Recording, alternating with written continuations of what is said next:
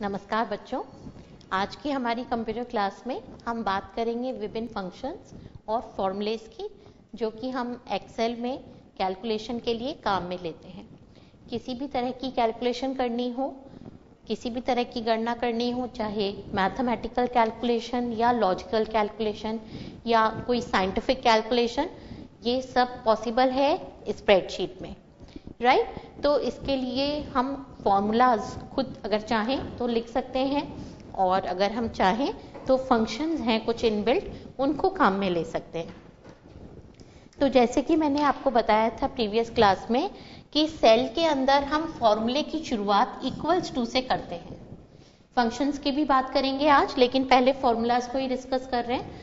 तो equals to से हमारे फॉर्मूले की शुरुआत होती है और उसके आगे फिर हम अपना फॉर्मूला लिखते हैं। जैसे कि हमने लिखा A1 plus B2 plus C5।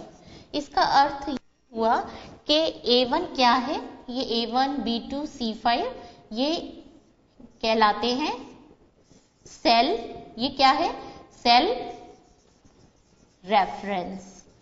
तो सेल रेफरेंस के अंतर्गत हम सेल का जो नाम होता है ना, उसकी रो और कॉलम का नाम वो हम लिखते हैं। तो आपको पता है कॉलम और रो के जो नंबर होते हैं, है ना, जैसे कॉलम्स हमारे ABCD हैं और रोज हमारी 1 2 3 4 5 हैं। हर एक रो, हर एक कॉलम के इंटरसेक्शन पर हमें एक सेल मिलता है। तो सेल का नाम हम लिखेंगे, अर्थात कॉलम का नाम और सेल नंबर, रो नंबर। ठीक है, तो क्या बना? A1। तो इसका अर्थ ये हुआ कि A1 में जो वैल्यू है, तो A1 में जो वैल्यू है, लेट्स से A1 में जो भी वैल्यू है उसको ये लेगा, देन B2 जो है उसकी वैल्यू को ये लेगा और C5 की वैल्यू को लेगा, और उनका एडिशन करके आपको इसी सेल में आउटपुट नजर आ जाएगा। ठीक है, तो इस तरह से यहां तो हम एडिशन करा रहे हैं, एडिशन है, सब्ट्रैक्शन है, या कोई बड़ी सी इक्वेशन। ठीक है, जैसे कि आप ये कराते हैं, है ना, एरिया निकालते हैं ना πr²। तो ये फॉर्मूला आप चाहें तो लिख सकते हैं। तो इसके लिए आपने लिखा जैसे 3.14 इंटू A1 इंटू A1। तो इस फॉर्मूले का क्या अर्थ हुआ? इस फॉर्मूले का यह अर्थ हुआ कि 3.14 से गुणा करना है A1 में लिखी हुई वैल्यू को, और उसको भी गुणा करना है A1 में लिखी हुई वैल्यू से। ठीक है, तो ये क्या हो गया? हमारा πr² का फॉर्मूला हो गया। तो इस तरह से करते हैं। और अगर मैं यहां पे इस तरह से लिख देती, यानी कि मान लीजिए अगर रेडियस है 2, तो ये, तो हमारा फॉर्मूला क्या बनता? 3.14 इंटू 2 इंटू 2। लेकिन फिर ये वाला जो आउटपुट आता, ये केवल हमेशा रेडियस इक्वल्स टू 2 के लिए ही काम करता। अगर हमारी रेडियस किसी सेल में लिखी हुई है, किसी सेल में एंटर्ड है, तो हम सेल का ही चुनाव करेंगे। फॉर्मूला लिखते वक्त इक्वल्स टू लगाते हैं हम, और उसके बाद यहां पर फॉर्मूले की प्रोसेसिंग स्टार्ट हो जाती है। अगर हमने A1 सेल पर क्लिक किया तो अपने आप यहां फॉर्मूले के आगे लिखा हुआ आ जाएगा A1। फिर लेट से मैंने डिवाइड करना चाहा, लेट से मुझे 100 से डिवाइड करना है, मैंने लिख दिया 100।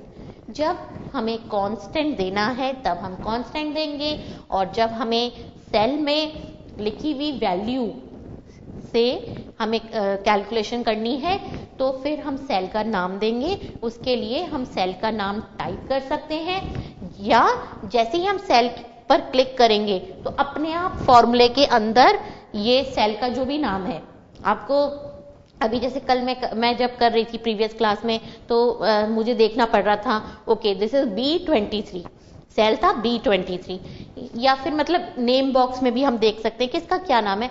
तो नाम आपको पता होना चाहिए, लेकिन जब आप फॉर्मूला लिख रहे हैं तो अगर आप सेल पे क्लिक करेंगे ना जिसमें कि वैल्यू लिखी हुई है, तो वो सेल अपने आप रेफर हो जाएगा, उसका नाम अपने आप आ जाएगा फॉर्मूला में। तो जब आप इक्वल्स टू की लिखते हैं, इक्वल्स टू से शुरुआत करते हैं, तो ये फॉर्मूले की स्टार्टिंग हो जाती है। और अब इस केस में आपने जैसे ही सेल पर क्लिक किया तो उसका नाम यहां आ जाएगा, यानी आप इस सेल को रेफर करना चाहते हैं।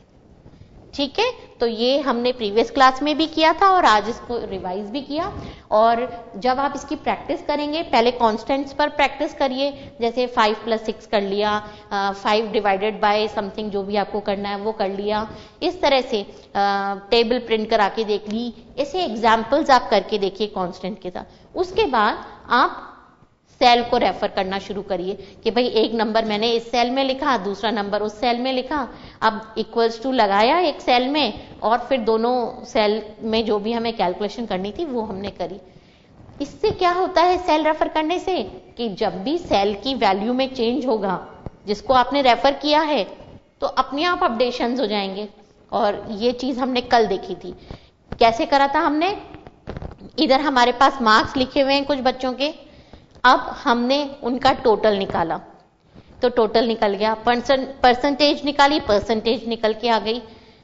मान लीजिए मार्क्स में थोड़ा सा भी चेंजेस हुए, लेट से किसी स्टूडेंट के मैथ्स में मार्क्स जो हैं वो +5 हो गए, ठीक है, हमने उसके मार्क्स कर दिए, उसके मार्क्स से लेट से 65 और उसके मार्क्स हो गए 70, तो अपने आप उसका टोटल भी अपडेट हो जाएगा और अपने आप उसकी परसेंटेज भी अपडेट हो गई थी, है ना। और ये क्यों हुआ था, क्योंकि आपने सेल को रेफर किया था। सेल रेफर करेंगे तो सेल जिसको रेफर किया है उसमें कभी भी कोई भी चेंज होगा तो अपने आप कैलकुलेशन जो है वो अपडेट हो जाएगी। तो ये फायदा है सेल रेफर करने का। अब एक चीज हमने देखी थी कि हमारे पास लेट से 100 बच्चों के 5 सब्जेक्ट्स में मार्क्स लिखे हुए हैं, ठीक है। अब मुझे सभी का क्या चाहिए, टोटल और परसेंटेज।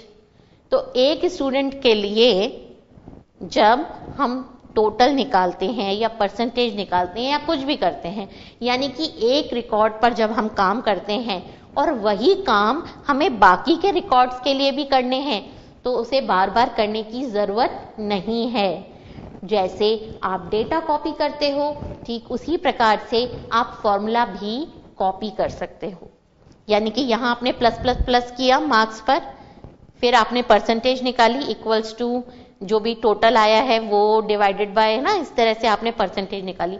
अब ये दोनों काम किए हुए हैं तो लेट से मुझे बाकी स्टूडेंट्स का भी टोटल निकालना है, तो आप इस फॉर्मूले को जब नीचे ड्रैग करेंगे तो ये फॉर्मूला कॉपी हो जाएगा और आप इसको नीचे ड्रैग कर रहे हैं, अर्थात आप रो चेंज कर रहे हैं, 1 2 3, है ना, ऐसे चलती है रोज। तो आपने जैसे यहां पर ये फॉर्मूला है, ठीक है, इसी चीज को एक बार हम यहां पर देख लेते हैं। सबसे पहला जो सेल होता है वो होता है A1,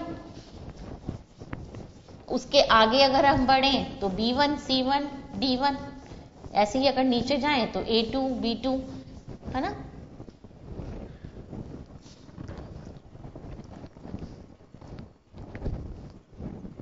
तो ये हमारा 1 2 3 4, ये थोड़ा सा बोर्ड पे देखते हैं, समझते हैं इस चीज को। और ये हमारा A column, B column, C column, ठीक है, इतना ही हम देखते हैं। और लेट से यहाँ पे कुछ नंबर लिखे हैं जैसे कि 75 80 62 91 85 89 और लेट से यहां पर हमने लिख दिया 35 50, ठीक। अब हमने यहां पर फॉर्मूला लिखा, इक्वल्स टू लिखा, 75 पे इस पे क्लिक कर दिया, A1 पे क्लिक करा तो अपने आप ही यहां लिखा हुआ आ गया A1, फिर हमने प्लस लगा दिया और हमने B1 पे क्लिक कर दिया तो यहां पे लिखा हुआ आ गया B1, ठीक है। आपने एंटर की दबाई, एंटर की दबाते ही क्या होगा, आपके पास आउटपुट आ जाएगा, है ना, कितना है 75 और 80, ठीक है, आपके पास आउटपुट आ गया। अब आपने इस चीज को, इस फॉर्मूले को नीचे की तरफ ड्रैग किया, यानी कि आप फॉर्मूले को क्या करने जा रहे हो, कॉपी पेस्ट करने जा रहे हो। तो क्या होगा, यहां पर फॉर्मूला जो जनरेट होगा वो क्या होगा, क्योंकि आपने फॉर्मूले को नीचे करा है, नीचे ड्रैग करा है मतलब रो चेंज हुई है, तो ये फॉर्मूला हो जाएगा A2 प्लस B2, इधर हो जाएगा A3 प्लस B3 और इधर हो जाएगा A4 प्लस B4। ठीक है, और सभी जगह आपको आंसर जो है नजर आ जाएगा।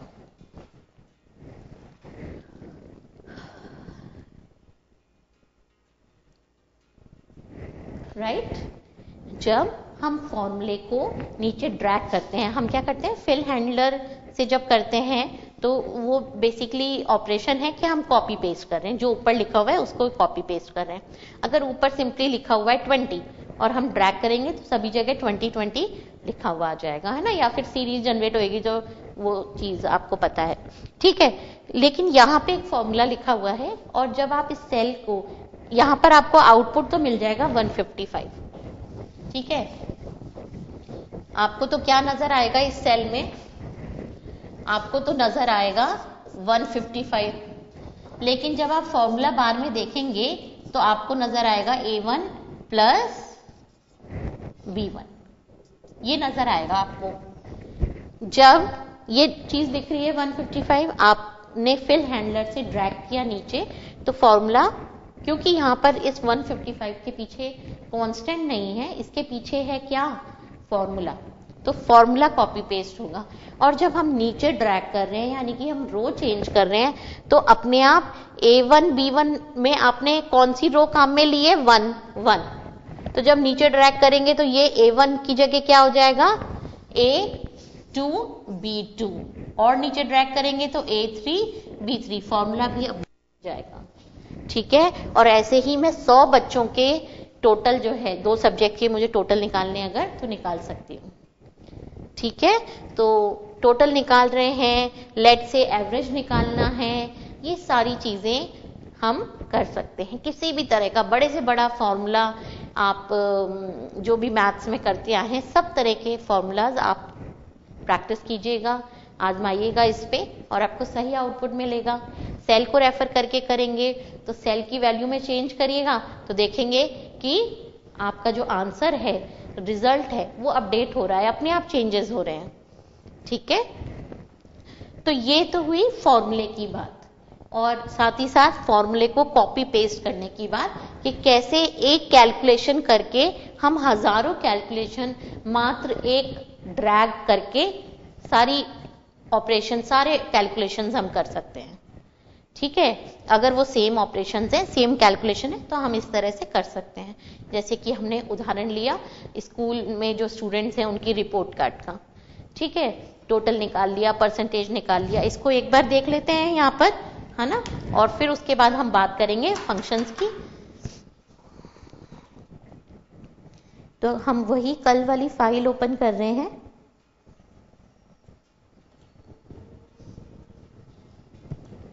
और उसमें हम देखेंगे कि कैसे हमने टोटल निकाला था। ये देखिए, यहां पर हमने मार्क्स लिखे हुए हैं स्टूडेंट्स के, टोटल निकाला हुआ है। यहां पर हमें दिख रहा है 389, लेकिन फॉर्मूला बार में क्या दिख रहा है, D2 plus E2 plus F2 plus G2 plus H2, है ना। इस सेकेंड रो में मार्क्स लिखे हुए हैं, science, maths, computer, Hindi, English के।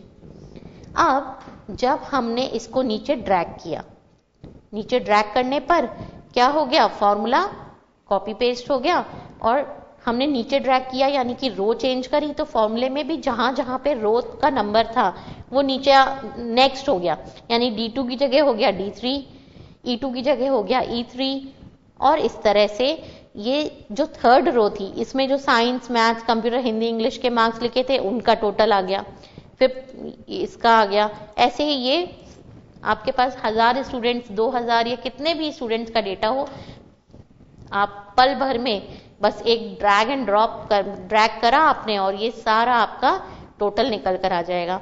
इसी तरह से आगे आपने परसेंटेज निकाल रखी हो, आपने डिवीजन निकाल रखी हो, आपने पास फेल रिजल्ट निकाल रखा हो कि स्टूडेंट पास हुआ या फेल, वो सारे काम जब आप एक रो के लिए करेंगे, एक रिकॉर्ड के लिए करेंगे, तो एक एक सेकंड के अंदर आप दूसरे जो रिकॉर्ड्स हैं उनके लिए भी वो चीज कर पाएंगे। तो जैसे यहाँ पर हमने परसेंटेज निकाली हुई है, परसेंटेज में हमने ये जो I2 है ये टोटल काम में लिया, total into 100 divided by 500। 5 subject में मार्क्स है ना, science, maths, computer, Hindi, English, तो डिवाइड बाय 500 कर दिया तो परसेंटेज आ गई। अब इसको ड्रैग करते हैं। अब यहाँ पे 5 स्टूडेंट हो चाहे 5000, आप एक ड्रैग करके ये देखिए सभी स्टूडेंट्स की परसेंटेज आ गई। ऊपर क्या था, I2 इंटू 100 बाय 500, क्योंकि 100 और 500 तो कांस्टेंट ही हैं, तो हमने उनको ऐसे काम में लिया। अगर कहीं पे लिखा हुआ तो होता कि टोटल मार्क्स कितने हैं तो वहां से हम कर लेते। ठीक है, तो ये देखिए दूसरे स्टूडेंट की परसेंटेज आ गई 65, नेक्स्ट 85, इसकी 52.40 और इसकी 31.60। तो इस तरह से देखिए परसेंटेज भी आ गई, है ना। तो और भी कुछ चीजें यहाँ पर करी हुई हो तो वो सब पॉसिबल है। अब जैसे मान लीजिए यहाँ पर इंग्लिश की टीचर को देखने हो कि एवरेज मार्क्स क्या रहे, तो एवरेज कैसे करते हैं, टोटल करके डिवाइड कर लेते हैं कितने नंबर ऑफ स्टूडेंट हैं। तो कितने स्टूडेंट हैं हमारे यहाँ पर, 6 स्टूडेंट्स हैं। ये 6th वाले के लिए हमने नहीं किया हुआ है, तो चलो इसका भी हम कर देते हैं एक बार।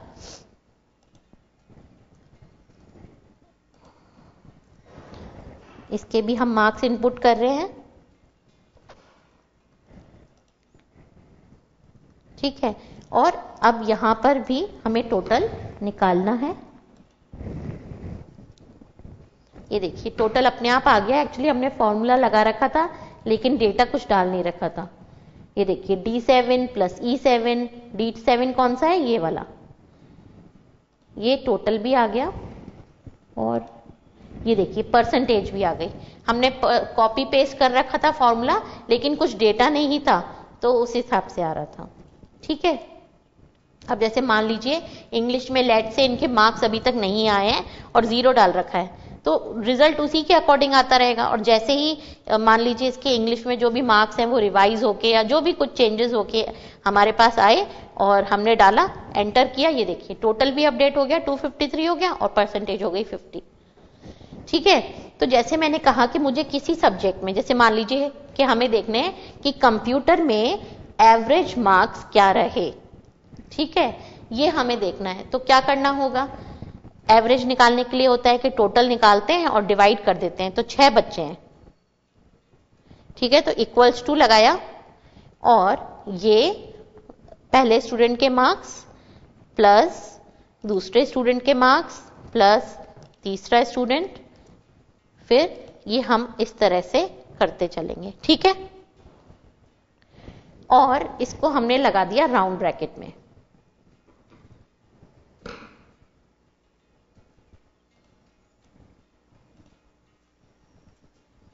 ये यहां पर हमने राउंड ब्रैकेट लगा दिया और डिवाइडेड बाय कर दिया हमने।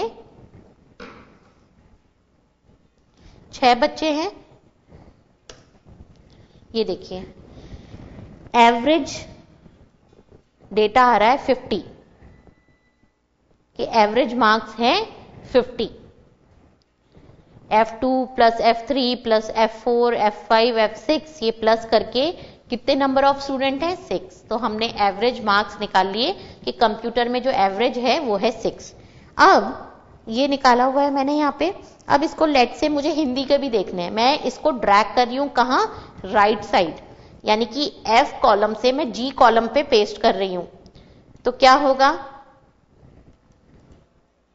ये देखिए इस केस में हो गया G2 plus G3 plus G4 G5 G6 divided by 6। तो एवरेज, हिंदी में जो एवरेज मार्क्स हैं वो हैं 46.33। तो अब की बार हमने फॉर्मूले को कहां कॉपी किया, नेक्स्ट कॉलम में। नेक्स्ट कॉलम में कॉपी पेस्ट किया तो फॉर्मूले में जहां पर भी कॉलम का नाम क्या था, D या लेट से यहां पर था F। ठीक है, तो F की जगह क्या हो गया, G। तो अगर आप फॉर्मूले को नीचे कॉपी पेस्ट करते हैं तो फॉर्मूले में जो भी रो का रेफरेंस है वो अपने आप चेंज हो जाता है। और अगर आप फॉर्मूले को एक कॉलम से दूसरे कॉलम में शिफ्ट करते हैं, कॉपी पेस्ट करते हैं, तो फॉर्मूले में जो भी आपने कॉलम रेफर किया हुआ है उसका नेक्स्ट इस तरह से अपडेट हो जाता है। ठीक है, तो ये चीज अभी के लिए आप नोट कर लीजिए, बाकी जब आप प्रैक्टिस करेंगे 2-3 बार तभी आपकी इस पर पकड़ बनेगी। राइट, चलिए बच्चों, यहाँ पर वक्त हो गया ब्रेक का। ब्रेक से आने के बाद हम जो अलग अलग फंक्शंस हैं उनको जानेंगे।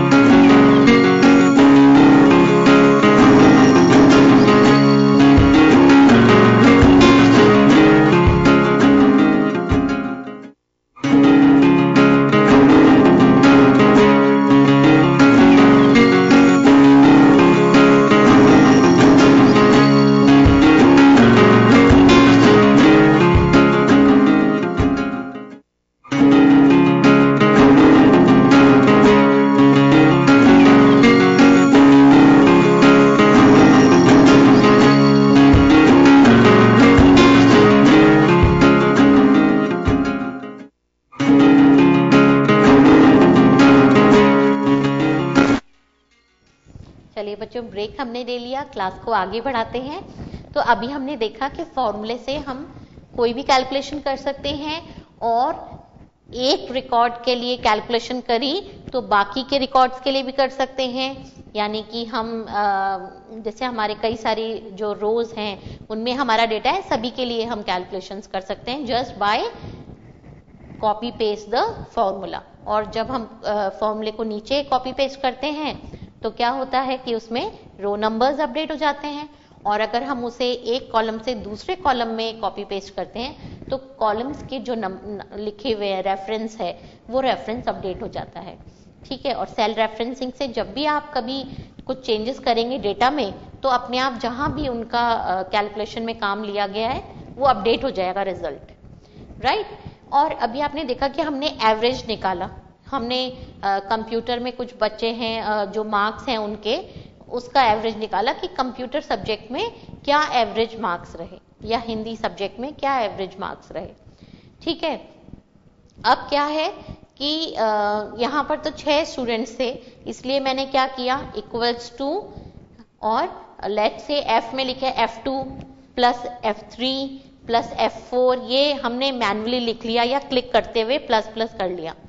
लेकिन मान लीजिए 50 हमारे पास जो डेटा है लेट से वो 50 कॉलम में या 50 रो में लिखा हुआ है, तो क्या मैन्युअली ऐसे F2 या G2 या A1 या जो भी सेल है, ऐसे अगर बहुत सारा डेटा है और वो कैलकुलेशन में लेना है तो ये थोड़ा सा समस्या हो जाएगी। क्या, जैसे कि मान लीजिए यहाँ पे तो 6 बच्चों के मार्क्स थे कंप्यूटर में, तो मैंने सबके ठीक है वो लिख दिया F2 F3 या क्लिक कर दिया। लेकिन जब 50 स्टूडेंट्स हैं और मुझे एवरेज निकालना है कंप्यूटर मार्क्स का, तो क्या मैं 50 बच्चों के लिए वो F2 F3 F4 ऐसे F50 तक लिखूंगी? ठीक है, समझ गए प्रॉब्लम कि भाई एक कंटिन्यूएशन में मार्क्स तो लिखे हुए हैं कंप्यूटर के सभी बच्चों के, लेकिन अब बच्चे 50 हैं या ज्यादा भी हो सकते हैं।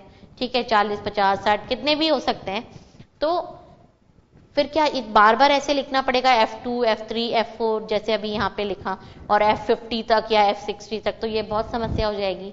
तो उसके लिए हम क्या कर सकते हैं, हमारे पास और भी यहाँ पे सुविधाएं, हम रेंज दे सकते हैं, समझ रहे हैं? मतलब जैसे कि मैं चाहती हूं कि B1 से लेकर B10 तक जितना भी डेटा है, B1 से स्टार्ट करते हुए B2 B3 कंटिन्यूएशन में, उन सब का क्या आ जाए, टोटल आ जाए। तो उसके लिए हम सम नाम का एक फंक्शन है वो इस्तेमाल कर सकते हैं। तो ये जो सम है ये एक मैथमेटिकल फंक्शन है और इसको आप एक सेल, 2 सेल, 3 सेल का डेटा, जितने भी सेल का डेटा देते हो ये उस पर वर्क कर देता है। लेकिन डेटा अगर एक रेंज में है, जैसे कि एक पर्टिकुलर सेल से लेकर इतने सेल तक, तो वो रेंज, दिस इज रेंज, ये B1 कोलोन B10 ये क्या कहलाती है, ये कहलाती है एक रेंज। तो आप रेंज दे सकते हैं इन फंक्शंस को। इन फंक्शंस को आर्ग्यूमेंट्स पास करने होते हैं, वैल्यूज पास करनी होती है। तो जैसे यहां पर हमने सेल का रेफरेंस दिया B1 कोलोन B10 यानी कि रेंज है ये। तो ऐसे ही जब हमें एवरेज निकालना है तो हम क्या करेंगे कि बता देंगे कि भाई B1 से लेकर B50 तक जितने भी सेल्स हैं उन सब का क्या करना है, हमें जो भी सम करना है या एवरेज करना है वो अपने आप हमें रिजल्ट मिल जाएगा। तो अभी तक हम फॉर्मूलाज की बात कर रहे थे, लेकिन यहाँ पर हमारे पास स्प्रेडशीट में हर तरह की कैलकुलेशन के लिए फंक्शंस हैं। हमारे पास mathematical, logical, trigonometrical, statistical, scientific calculation करने के लिए, अकाउंटिंग रिलेटेड कैलकुलेशन करने के लिए फंक्शंस हैं। ठीक है, कैटेगरीज हैं, जैसे कि कैटेगरी बनी हुई है मैथमेटिकल।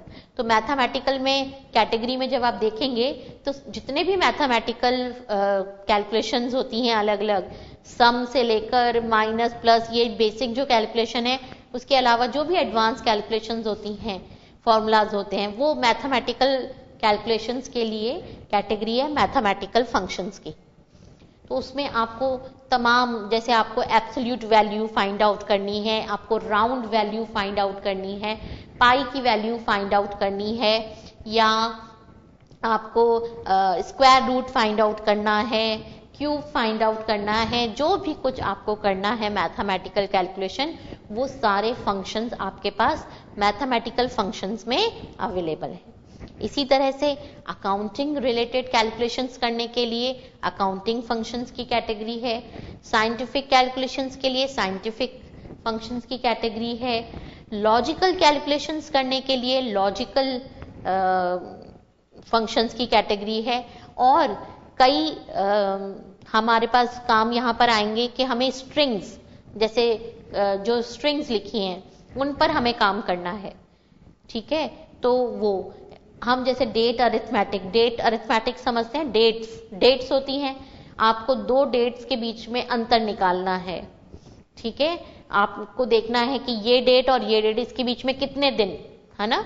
जैसे मैंने कहा कि 5 नवंबर से लेकर आज तक की जो डेट है उसमें कितने दिन हो गए है ना, वो डिफरेंस निकालना है।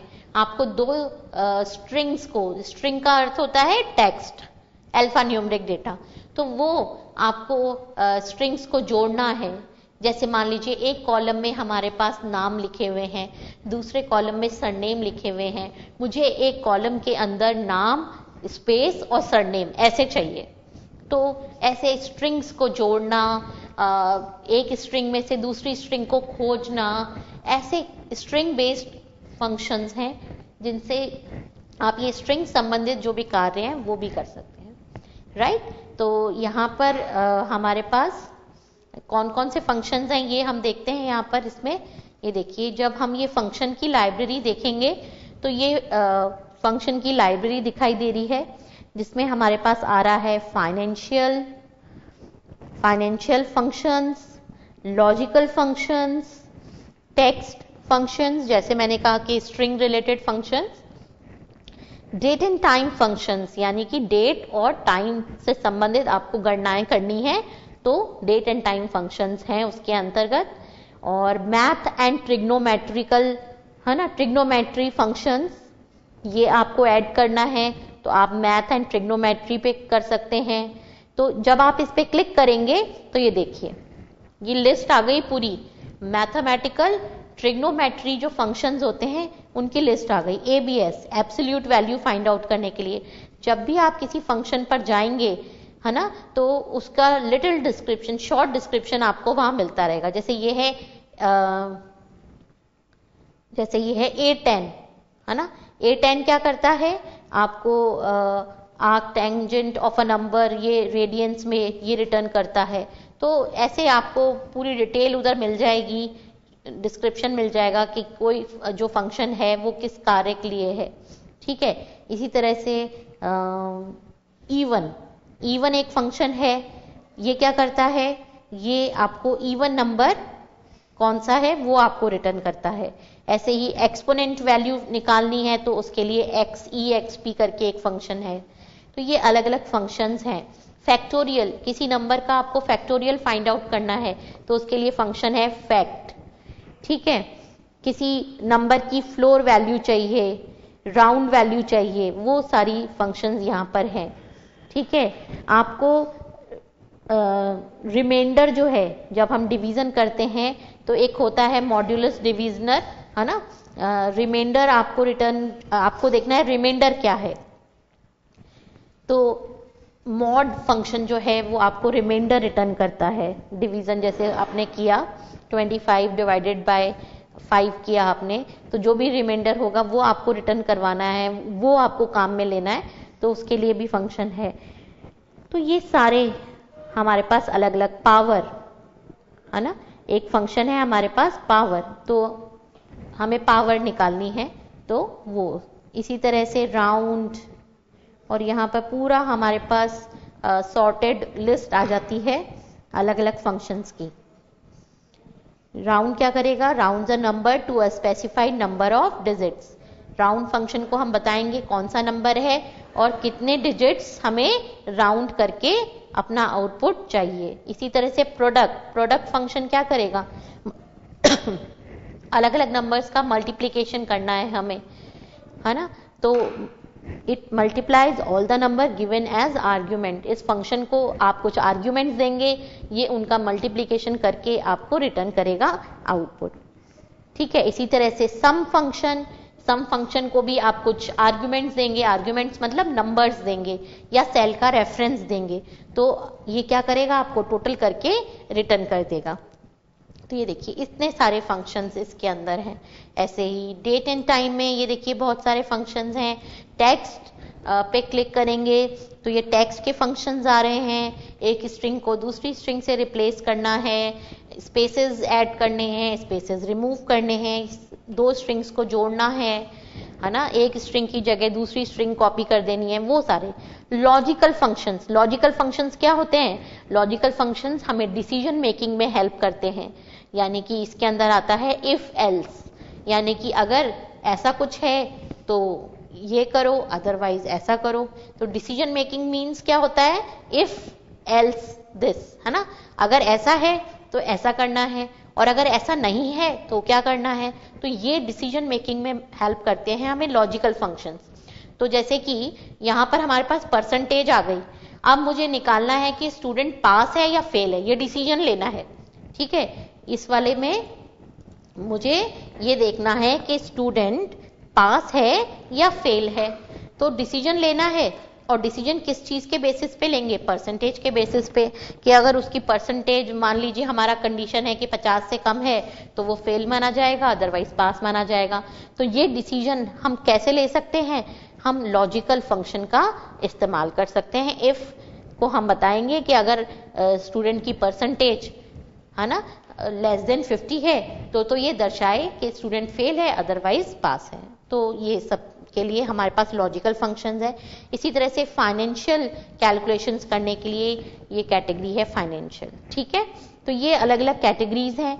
आप मोर फंक्शंस पे जब क्लिक करेंगे तो ये देखिए स्टैटिस्टिकल, इंजीनियरिंग संबंधित कैलकुलेशंस करने के लिए, क्यूब संबंधित कैलकुलेशंस, इंफॉर्मेशन, है ना। तो ये अलग अलग कैलकुलेशंस की कैटेगरीज आ रही हैं और यहां पर हमारे पास एक टैब आ रहा है जिसपे लिखा है fx, ये वाला इंसर्ट फंक्शन। जब आप इस पर क्लिक करते हैं तो इंसर्ट फंक्शन का डायलॉग बॉक्स आ जाता है और ये डायलॉग बॉक्स जो है ये हमें ऑप्शंस देता है कि हम कैटेगरी सेलेक्ट करें। जैसे कि हमने कैटेगरी सेलेक्ट करी मैथ एंड ट्रिग्नोमेट्री, तो ये हमें अलग अलग मैथ एंड ट्रिग्नोमेट्री के फंक्शंस दिखा देगा। अगर हमने चुनाव किया कैटेगरी स्टैटिस्टिकल का, तो ये हमें अलग अलग स्टैटिस्टिकल फंक्शंस जो हैं वो दिखा देगा, हम उन्हें इस्तेमाल कर सकते हैं। फंक्शन को सेलेक्ट करके जब हम ओके बटन पे क्लिक करते हैं तो वो फंक्शन हमसे आर्ग्यूमेंट लेता है और अपना काम शुरू कर देता है। ठीक है, इसको हम जानेंगे एक एक करके। तो अभी हम सिंपल सी चीज समझते हैं कि हमें तो भाई केवल टोटल निकालना है और एवरेज निकालनी है। तो पहले हम ये दो पे फोकस करके चलते हैं कि टोटल निकालना है। तो टोटल निकालने के लिए जो फंक्शन है वो है सम, SUM, सम। अब इस सम को अब आप क्या करेंगे, इंसर्ट फंक्शन पे जाएंगे या फिर यहाँ पर हमें अलग अलग कैटेगरीज दिख रही हैं उसमें से हम चुन लेंगे सम। ठीक है, आप इसको दे दीजिए 5, 6, 8, 20। तो ये इन 4 नंबर का एडिशन करके आपको आउटपुट दे देगा। ठीक है, अब ये चीज तो हम नॉर्मल प्लस प्लस फॉर्मूला से भी कर देते। ठीक है, तो इस फंक्शन को आप रेंज दे सकते हैं। जैसे मैंने कहा B1 से लेकर B50 तक, तो B1 कोलोन B50, तो B1 से लेकर B50 तक जितने भी नंबर्स लिखे हैं उन सब का एडिशन करके ये आपको रिटर्न कर देगा। ये कहलाती है आपकी रेंज। इसमें पहला सेल, फिर कोलोन और फिर लास्ट सेल। ठीक है, ऐसे रेफर करना पड़ता है। तो इस कोलोन का मतलब है कि स्टार्टिंग और एंडिंग बता दिया है आपने, और ये एक कंप्लीट रेंज हो गई है। इसके बीच में आने वाले, इससे स्टार्ट करते हुए और इसके बीच में आने वाले और यहां तक के सेल्स का क्या कर देना है, सम, क्योंकि हमने सम फंक्शन काम में लिया है। तो जैसे मैंने आपको कहा कि 50 बच्चों के कंप्यूटर में मार्क्स लिखे हैं, मुझे एवरेज मार्क्स निकालने हैं या टोटल निकालना है मार्क्स का, तो अब इतना कुछ बार बार B1 plus B2 plus B3 plus B50 तक करना संभव नहीं है। ठीक है, तो उसके लिए हम ये फंक्शन काम में ले लेंगे और जब एक कंटिन्यूएशन में लिखा हुआ है तो रेंज हम बता देंगे। इसी तरह से एवरेज निकालना है या मुझे ये देखना है कि हाईएस्ट मार्क्स कितने हैं, तो मैक्स, एक फंक्शन है मैक्स, है ना, वो क्या करेगा, हम उसको बता देंगे कि B1 से B50, तो वो हमें बताएगा कि हाईएस्ट मार्क्स कितने हैं। ऐसे ही मुझे देखने हैं मिनिमम मार्क्स कितने हैं, तो मिन। ठीक है, चलिए ये 4-5 जो फंक्शंस हैं इनको हम काम में लेके देखते हैं आज, और फिर आप इनको प्रैक्टिस करिएगा। ये देखिए, अभी इसको यहाँ पर मैंने मैन्युअली जो लिखा था इसको हम डिलीट कर देते हैं फिलहाल के लिए। ठीक है, अब हम सम फंक्शन काम में लेते हैं, तो हम उसके लिए ये फॉर्मूलाज जो है उससे हम इंसर्ट फंक्शन पे क्लिक कर सकते हैं या तो, और वहां पर कैटेगरीज का चुनाव करके फंक्शन का चुनाव कर सकते हैं, या फिर आप मैथ एंड ट्रिग्नोमेट्री में कैटेगरी में जाइए और वहां से हम सम फंक्शन जो है उसका चुनाव हमें करना पड़ेगा। ये सॉर्टेड लिस्ट है, तो आप S वाले उस पर चले जाइए, सम। ठीक है, ये देखिए अब सम जो है वो यहां पर हमसे क्या मांग रहा है, हर इस डायलॉग बॉक्स में हर चीज का आपको लिखा हुआ मिलेगा कि किस लिए है क्या। जैसे कि यहां पर ये हमसे इनपुट मांग रहा है एक, ठीक है, और क्या इनपुट मांग रहा है, नीचे लिखा हुआ आ रहा है number 1, number 2 are numbers to sum. यहां पर जिन नंबर्स का सम यानी कि एडिशन निकालना है वो नंबर देने हैं, हमें रेंज देनी है। तो या तो हम खुद टाइप कर सकते हैं या फिर आप यहां जाइए और ऐसे ड्रैग कर दीजिए, अपने आप रेंज लिखी हुई आ गई F2:F7, है ना, आपने ड्रैग कर दिया, ओके किया, ये देखिए 360 आ गया। 360 ये तो हमारा क्या निकला, टोटल निकालना आ गया। चलिए अब एवरेज निकालते हैं, तो चलो इसी को हटा के एवरेज भी निकालते हैं। तो एवरेज भी कहाँ मिलेगा, हमें मैथमेटिकल में ही मिलेगा, AVG करके उसका नाम होगा। थोड़ा थोड़ा आपको देखना पड़ेगा ताकि आप आसानी से कर सकें। तो एवरेज पूरा नाम है इसका, एवरेज AVERAGE। और इसने देखिए अपने आप भी ले ली, ठीक है, ऊपर लिखे हुए नंबर्स की इसने अपने आप रेंज ले ली और एंटर कर दिया हमने। तो एवरेज मार्क्स आ गए कंप्यूटर में कितने, 60। क्या करा है इसने, F2 से लेकर F7 तक सम करा और फिर कितने थे सेल, 6 सेल थे, तो डिवाइडेड बाय 6 कर लिया और आउटपुट आ गया 60। ठीक है, इसी तरह से लेट से मुझे हिंदी में भी एवरेज चाहिए, तो यहाँ पे मैंने एवरेज फंक्शन जो है उसको क्लिक किया और ये देखिए, ठीक है, हिंदी में एवरेज मार्क्स आ गए 53.5। ठीक, तो इस तरह से आप कभी भी टोटल करना है या कुछ भी चीज करनी है, ये देखिए यहाँ पर जो फॉर्मूला बना वो क्या, एवरेज और राउंड ब्रैकेट में F2:F7, अर्थात हम F2 से लेकर F7 तक जो नंबर्स हैं उनका एडिशन करके एवरेज निकाल रहे हैं, राइट। तो ये दो फंक्शंस आप प्रैक्टिस कीजिएगा, काम में लीजिएगा, तो आपको थोड़ा थोड़ा समझ आएगा कि कैसे फंक्शंस काम में लिए जाते हैं और फिर आप दूसरे फंक्शंस भी इस्तेमाल कर पाएंगे। अगली हमारी जो आने वाली कक्षाएं होंगी उसमें हम जो दूसरे फंक्शंस हैं उनको देखेंगे, अलग अलग कैटेगरीज के फंक्शंस को जानेंगे, समझेंगे, राइट। चलिए बच्चों, आज समय पूरा हो गया है, आज की कक्षा में बस इतना ही, धन्यवाद।